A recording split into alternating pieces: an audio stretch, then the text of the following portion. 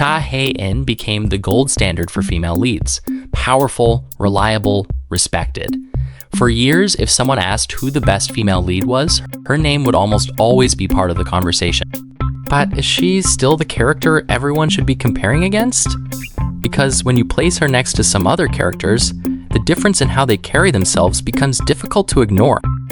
Welcome to Manhwa and Webnovel Case Files, where we take a closer look at characters and how they move through the world around them. For many, Hae-In is easy to recognize. She doesn't force attention when she enters a scene.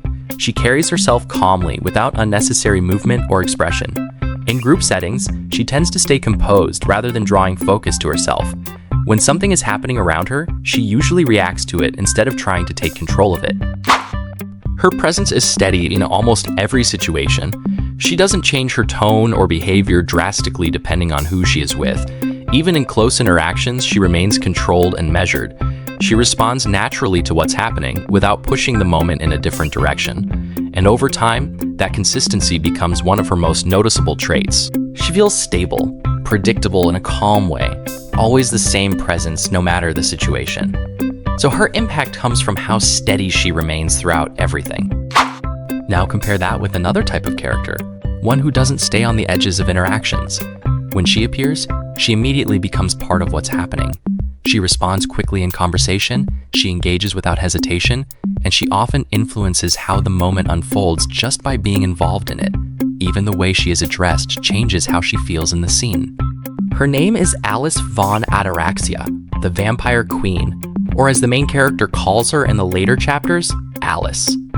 Because of that, her presence feels more immediate. She doesn't just observe what's happening around her, she reacts to it, responds to it, and actively takes part in it.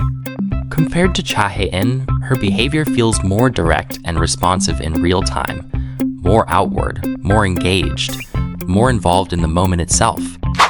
So when you place them side by side, you start noticing two different ways a character can exist in the same space. Hae-In remains steady, calm, and consistent in how she carries herself.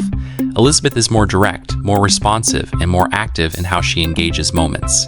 Neither approach replaces the other. They simply feel different when you watch them in motion, and that difference is what stands out when you compare them directly. So between the two, which type feels more engaging to you?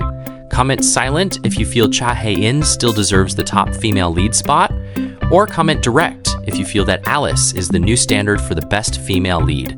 I'll be waiting for your best arguments.